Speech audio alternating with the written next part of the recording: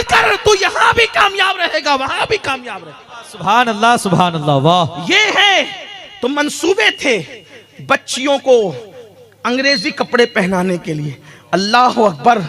हमारी बच्चियां जब नन्ही सी बच्चियां होती थी तो उनको बताया जाता था सैयदा फातिमा का बचपना कैसा था, अम्मा आयशा सिद्दीका की जिंदगी कैसी थी, माँ खदीजतुल कुबरा की जिंदगी कैसे। बच्चियों को ये बताया जा। अब तो कुछ भी नहीं, माँ को खुद नहीं पता कि खदीजा कौन है। हमारी पहली उम्मुल मोमिनीन जो मोहसिना इस्लाम है, इस्लाम की मोहसिना है। हाँ, नबी पर उस वक्त जब सर जख्मी हो जाता तो पट्टी बांधने के लिए कपड़ा नहीं होता था, तो सैयदा खदीजा अपने दुपट्टे को फाड़ कर हुजूर को पट्टी बांधती थी। मैं तो जब सैयदा खदीजा का जिक्र करने लगता हूँ या सोचने लगता हूँ तो मैं सोचता हूँ उस माँ का मर्तबा कौन जान सकता है जिसकी बेटी सैयदा फातिमतुज़ ज़हरा है। फातिमा जैसी जिसकी बेटी हो, वो माँ का मर्तबा क्या हो। बल्कि एक बात कहूं, सैयदा खदीजा का मर्तबा पेश करने के लिए एक बात कहता हूं, अगर किसी के दिल में उतरे तो अल्लाह करे उतर जाए और वो मुकद्दस मां की हम मोतकीद हो जाएं। देखो, फातिमा वो है ना, फातिमा वो है जो पुलसरात से गुजरे तो अर्श से निदा आए, नबी की बेटी फातिमा पुलसरात से गुजर रही है। मैशर वालों अपनी नजरें झुका लो, बार बार सुनाए, तकरार के तौर पे नहीं, असल उन्वान की तरफ आने के लिए तमहीद के तौर पे। जिसके लिए मैशर वालों की गर्दन झुकेगी वो कौन है? सैयदा फातिमा। नबी जिसके लिए उठकर खड़े होते हैं वो कौन है? सैयदा फातिमा। फिदा की उम्मी व अबी या फातिमा जिसके लिए कहते वो कौन है? सैयदा फातिमा। बदा तो मिन्नी जिसके लिए कहते वो कौन है? सैयदा फातिमा। जिगर का टुकड़ा है वो कौन है? सैयदा फातिमा। जन्नत में सबसे पहले जाने वाली ऐसी खातून जो सवारी पे बैठकर जन्नत में जाएगी, जिसकी नकेल हजरत मरियम की, जिसकी सवारी की नकेल मरियम कुबरा के हाथ में होगी, वो कौन है? सैयदा फातिमा। अल्लाह अकबर। अब अंदाजा करें, सैयदा फातिमा वो हैं कि जिसके कदमों के नीचे, जिसके कदमों के नीचे, जिसके कदमों के नीचे, तवज्जो, जिसके कदमों के नीचे नौजवानाने जन्नत के सरदार की जन्नत हो, सरदाराने जन्नत की जन्नत, सरदाराने जन्नत की जन्नत जिसके कदमों में हो उसे फातिमा कहते हैं। और फातिमा की जन्नत जिसके कदमों में हो उसे खदीजतुल कुबरा कहते हैं। वाह वाह वाह, नारे तकबीर, नारे रिसालत, सैयदा ज़हरा, सैयदा ज़हरा। अल जन्नतो तहता अक़दामिल उम्महातिकुम, तुम्हारी माओ के कदमों के नीचे तुम्हारी जन्नत। उस खदीजा की मैं मनकबत क्या बयान करूं, लेकिन हमारी कौम की बच्चियों को पता ही नहीं है कि वो सैयदा खदीजा कौन है। नहीं पता है, कभी नहीं। हीरोइन कौन है, कौन सी अदाकारा, किस खानदान से, सब पता है। नबी की पहली ज़ौजा, नबी की पहली ज़ौजे पाक। और एक बात बताऊं, नबी की पहली शरीके हयात। अब तवज्जो आपकी, नबी की पहली शरीके हयात। शरीके हयात का मतलब जब तक हयात है तब तक शरीक। मेरी और आपकी हयात हमेशा नहीं, इसलिए हमारी बीबियां शरीक हैं, मरने के बाद फरीक है। लेकिन नबी की हयात की कोई मुद्दत नहीं है। फ़नबीयुल्लाह हय्युन, अल्लाह का नबी अल्लाह की अता से हमेशा जिंदा है। तो जैसे वो कल शरीक थी वैसे आज भी शरीक। ये नबी की शरीके हयात, नबी की शरीके हयात। इसीलिए नबी की बीबियों को आज तक हम बीबियां ही कहते हैं। औरों की बीबियों को मरने के बाद बेवा कहते हैं, लेकिन हम नबी की बेवाएं नहीं कहते, कह भी नहीं सकते, बीबियां ही कहते हैं। उनको होश आना चाहिए जो कहते हैं नबी मर के मिट्टी में मिल गए। जब मिट्टी में मिल गए तो फिर ये बीबियां कैसे रही? क्योंकि मिट्टी में मिल जाने वालों की बीबियां बीबियां नहीं बल्कि बेवा रहती है। तो मेरे नबी की बीबियां अब भी बीबियां हैं। तो ये बीबियां बता रही है कि जब बीबियां बीबियां हैं तो वो मरे नहीं है, बल्कि तू जिंदा है वल्लाह, तू जिंदा है वल्लाह, मेरे चश्मे आलम से छुप जाने वाले। ये एक अलग सा उन्वान है, लेकिन बात ये कहने चला था, मंसूबा बड़ा खतरनाक है। बच्चियों को बिगाड़ो, बेटियों को, इसलिए कार्टून आ रहे हैं छोटे छोटे बच्चियों के। बल्कि मुझे ये कहते हुए शर्म आती है, लेकिन मैं मजबूर हूं। 6-6, 7-7 साल की बच्चियों को सीरियलों में जिना करते बताया जा रहा है। हम गाफिल हैं। हमने मोबाइल दे दिया बेटियों को, बेटों को, सबको दे दिया। खुदा के लिए रहम करो अपने हाल पे। मां बिगड़ेगी ना, मां का पेट कुमार की आवे की तरह है। कुमार का चक्का सही चलेगा ना, चक्का, तो बर्तन सही तरतीब पाएंगे। और जब चक्का खराब हो जाएगा ना, तो फिर बर्तन सही नहीं हो सकते। तो कुमार की सारी फनकारी मुनहसिर है उस चक्के पर, वैसे ही हमारी नस्लों का इन्हिसार है मां पर। मां पर, मां मत बिगड़ने दो। और लोग मां को बिगाड़ना चाहते हैं। आज फिर किरदार फातिमा जिंदा करो। बल्कि एक बात आपको बताऊं, जितनी सैयदा फातिमा की नस्ल में अच्छी अच्छी हस्तियां हुई, किसी औरत की नस्ल में नहीं। उठा ले तारीख, पढ़ ले आप। जन्नती जवानों के सरदार दो हैं, एक इमाम हसन, एक इमाम हुसैन, दोनों फातिमातुज़ ज़हरा के बेटे। अइम्मा अहले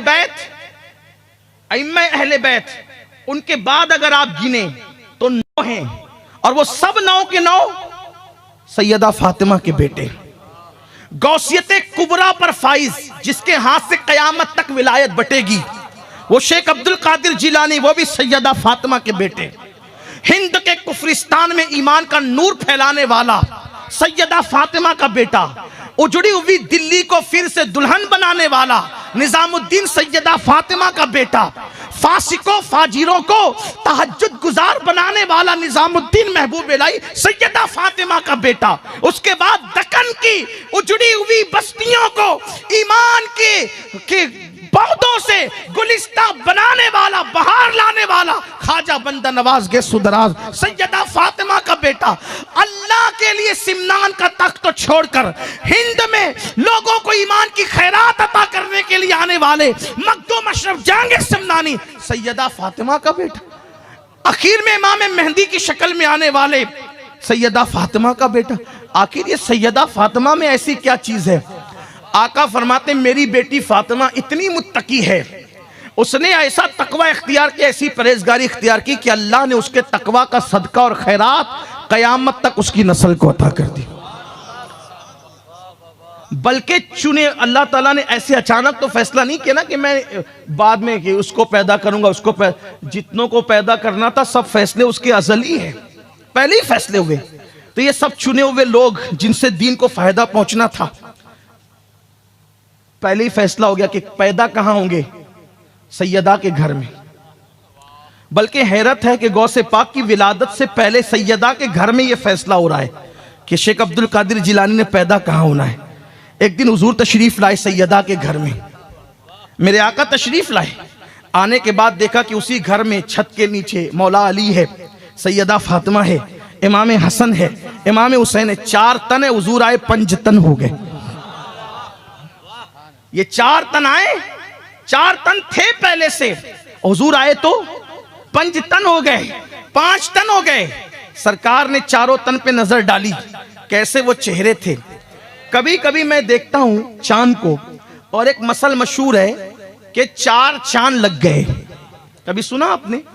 हालांकि चांद एक ही है, ये 4 चांद लग गए की मिसाल आई कहां से? तो मैंने बहुत गौर किया तो मुझे पता चला, जब हुजूर ये 4 चेहरे देखते होंगे, ये 4 चेहरे, सैयदा का चेहरा, अली पाक का चेहरा, हसन पाक का चेहरा, हुसैन पाक का चेहरा, तो 4 चांद के सिवा ये और 4 चांद कौन हो सकते हैं? 4 चांद लगना गोया के लोगों ने यही से खैर किसी भी वजह से ली होगी, लेकिन मैं तो हम इश्क के बंदे हैं, हम इश्क के बंदे हैं। क्यों बात? 4 चांद की मिसाल लोगों को यहां से 4 चेहरे देखे, उसमें से वो चेहरा जो अपने चेहरे से बहुत मिलता था, उस हसन को पकड़ा, चूमा, गले से लगाया। आज पूरी तवज्जो का मरकज हसन हो गए। आज पूरी तवज्जो का मरकज हसन हो गए। इमाम हुसैन टिकटिकी बांध के देखने लगे। उम्र छोटी थी, कम उम्र थे। जब बच्चे छोटे होते हैं तो बड़ों पे ज्यादा तवज्जो की बजाय तवज्जो किस पे होती है? छोटों पे होती है। यही बात है। और तवज्जो ऐसे ही थी कि ज्यादा तवज्जो जब दोनों शहजादे होते तो किस पे होती? इमाम हुसैन पर होती। लेकिन आज बज़ाहिर तरतीब बदल गई। आज बज़ाहिर ये नहीं कहता हूं खिलाफ मामूल, वहां कोई चीज खिलाफ है ही नहीं। वहां सब चीजें रास्त है, सीधी सीधी है, खिलाफ वहां कुछ नहीं है। वो जो करे वही सच्ची है, वो जो करे वही सही है, वही जो करे वही सीधी राह है। तो आज तरतीब बदल गई, तरतीब बदली। हुसैन पाक पर तवज्जे की बजाय आज पूरी तवज्जे हसन मुज्तबा पर। अब घर में जितने होते हैं वो सब की तवज्जो किस पर? छोटों पर, छोटे शहजादों पर।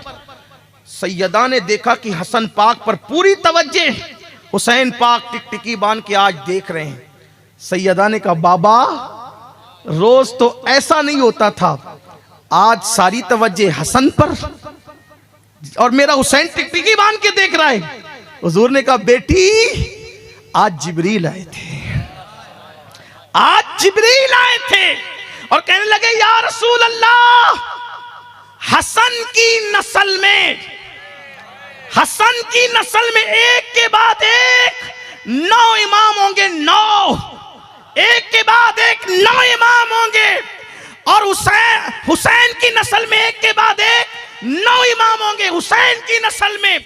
लेकिन हसन की नस्ल खामोश रहेगी, मगर फिर एक ऐसा पैदा होगा, एक ऐसा पैदा होगा उन 9 के बाद जो मकाम आपको अल्लाह ने नबियों में अता फरमाया है, वो मकाम उसको अल्लाह वलियों में अता फरमाएगा और उसी के हाथों विलायत बटेगी। वो गैसियत कुबरा के मनसब पे फाइज होगा। जब वो कहेगा बगदाद के मिंबर से मेरा ये कदम हर वली की गर्दन पर है, तो सब उसके लिए गर्दन झुका देंगे। उसको दुनिया अब्दुल कादिर जिलानी कहेगी फातिमा मेरे हसन की नस्ल में ऐसा बच्चा पैदा होने वाला है, इसीलिए उस बच्चे को आज मैं हसन के जरिए से प्यार अता कर रहा हूं, मोहब्बत अता कर रहा हूं। ये फैसले पहले हुए हैं, ये फैसले पहले हुए हैं। अगरचे कोई कहे कि ये रिवायतें तो ज़ईफ है, लेकिन रिवायतों का ज़ौफ फजाइले अमाल में तो मकबूल होता है ना। तो अर्ज ये कर रहा था माँ का तकवा, माँ का तकवा औलाद को कयामत तक मिलता। अब तकवा जिसका जितना पावरफुल होगा उतनी दूर तक उसकी बरकतें मिले, वरना कम से कम 4 नस्ल तक तो एक माँ का तकवा पहुंचता ही है, पहुंचता है, 4 नस्लों तक रहता है। और माँ की नहुसत भी कम से कम 4 नस्ल तक रहती। हदीस पाक में इसीलिए तो आया, मेरे आका अलैहिस्सलाम फरमाते कभी झूठी कसम मत खाना, कभी झूठी कसम मत खाना। आका फरमाते हैं जो अल्लाह ने फरमाया जो झूठी कसम खाएगा मैं क़यामत तक उसकी नस्ल पे लानत करूंगा। एक झूठी कसम से क़यामत तक नहुसत बरसती है नस्लों पर, नस्लें परेशान रहती है। आप अंदाज़ा फरमाए जिन्हें ना नमाज का पता, ना दीन का पता, ना धर्म का पता, क्या जिंदगी है। आओ माँ बिगड़ने से बचा लो, बचा लो माँ बिगड़ने से। अपने घरों में किरदार फातिमा जिंदा करो, अपने घरों में उम्मतुल मोमिनीन का किरदार जिंदा करो, अपने घरों में राबिया बसरी का किरदार जिंदा करो, अपने घरों में नफीसा मिस्री। ये नफीसा मिस्री कौन है पता है? ये खानदान नबूवत की एक बेटी है, सैयदा है। ये इमाम शाफई के दौर में मिस्र में रहा करती थी। इमाम शाफई ने कहा था, इमाम शाफई ने कहा था नफीसा उस खातून और उस सैयदा का नाम है कि जब मेरा इंतकाल हो जाए तो मेरा जनाजा उस सैयदा की गली से लेकर जाना, अल्लाह उसकी गली के सदके मेरी मगफिरत फरमा। ये बेटियां थी नबी के घर की बेटी, नबी के घर की सैदानियों की ये शान थी। लेकिन आज अपना हाल क्या हो गया, हमारी बेटियों को क्या हो गया। बल्कि बड़ी माजरत के साथ अब तो माज़अल्लाह मुस्लिम बेटियां दौलत के नशे में दूसरों का, मुशरिकों का हाथ पकड़कर भाग रही है। कसूर इसमें बेटियों का बाद में है, पहले कसूर माँ बाप का है। हमने अपनी बेटी को वो शऊर नहीं दिया, वो फिक्र नहीं दिया, वो तसव्वुर नहीं दिया, ख्याल नहीं दिया। वरना अपनी बेटियां वो थी मेरे अजीज भाइयों कि बेटियां मर जाना पसंद करती थी फाकों से, लेकिन कभी किसी अजनबी मर्द की आंख में आंख मिलाना गवारा नहीं करती थी। किस किस चीज का रोना रोएं। ये जलसे इसलिए मुनक्किद नहीं होते कि हम आपको थपकियां देकर सुला दें। ये जलसे इसलिए मुनक्किद होते हैं कि हमारे बुजुर्गों ने जो बेदार करने की ये रस्म डाली है, उस तरीके से आपको बेदार किया जाए। सिर्फ सुनकर मत जाना, बल्कि ये अहद लेकर के जाना कि मैंने अपनी बेटी को अब कोई सीरियल नहीं देखने देना है, मैंने अपनी बेटी को अब सीरत फातिमतुज़ ज़हरा पढ़ाना है। मैं कभी सोचता हूँ कि अगर सैयदा फातिमा, मौलाना ने जो है वो सैयदा का जिक्र छेड़ा तो मेरे दिल के तार गोया कि इन्होंने उस पर हाथ रख दिया कि मैंने ये सोचा कि फिर आज की महफिल ख़त्म नहीं करूँगा जब तक जिक्र सैयदा ना करूँ। लेकिन इन्होंने एक बात और कर दी, चूँकि ये बहुत प्यार करते हैं तो मेरी तारीफ़ में बहुत लंबी बातें की। मैं हर नाजिम से और हर बंदे से कहता हूँ कि मेरी तारीफ़ मेरी मौजूदगी में न की जाए, गैर मौजूदगी में भी न की जाए। वजह उसकी ये है कि जितनी देर तक हमारी तारीफ़ करोगे, अगर उतनी देर तक हुजूर की तारीफ़ करोगे तो आपका भी बेड़ा पार होगा, हमारा भी बेड़ा पार होगा। खुदा के लिए हमें कुछ ना कहना, इसलिए कि हमारी औकात क्या है, हमारी हैसियत क्या है। वल्लाह हम अगर जो कुछ भी कुछ है नहीं, बल्कि हम तो ये सोचते हैं अगर निजात हो गई, अगर निजात हो गई समझ जाएंगे हम कामयाब हो गए, बल्कि अगर जन्नत भी ना मिले और जहन्नम से ही बच गए तो भी कामयाब हो गए। फारूक आजम ने कहा था कि अगर उमर बराबर सराबर छूट गया तो भी वो कामयाब हो गया। जिसको जन्नत की बशारत मिली थी उसकी फिक्र ये है। हमारी औकात क्या है? ईमान पे खात्मा हो जाए तो बड़ी नेमत है। हम क्या है? हमारे चेहरे देखने से क्या मिलना है, हमारी गुफ्तगू सुनने से क्या मिलना है? हम तो आपके पास सिर्फ इसलिए आ जाते हैं कि आप में कोई एक मकबूल बंदा होगा, उसकी नजर पड़ जाएगी तो अपना बेड़ा पार हो जाएगा। क्योंकि आका ने फरमाया जहां 40 मोमिन जमा हो उनमें एक अल्लाह का वली होता है। इसी लालच में आ जाते हैं कि 40 होंगे, पता नहीं कितने अल्लाह वाले आएंगे, नजर डाल देगा तो बेड़ा पार हो जाएगा। वल्लाह मेरे अल्लाह की कसम खा के कहता हूँ, झूठी कसम खाने वाले पे अल्लाह की लानत हो। मैंने अपनी जिंदगी में कभी किसी को हाथ चूमने नहीं दिए, लेकिन बस इस नीयत से दिया कि अगर किसी अल्लाह के नेक बंदे के हाथ, कि नेक बंदे का होंठ मेरे हाथ में लग जाए, उसके होंठ की बरकत से मेरे वजूद पे जहन्नम की आग हराम होगी। वरना मैंने कभी ये सोचकर किसी को हाथ नहीं दिया कि हम इस काबिल है कि हम चूमे जाएं। हम कभी इस काबिल नहीं है। अल्लाह अकबर, ये नाज ये अंदाज हमारे नहीं होते, छोली में अगर टुकड़े तुम्हारे नहीं होते। ये जिक्र मुस्तफ़ा की बरकतें हैं। वरना याद रखना, कौम का मुकर्रिर सबसे ज्यादा मुसीबत में होगा क़यामत के दिन, और उसके होंठ आग की कैंचियों से काटे जाएंगे।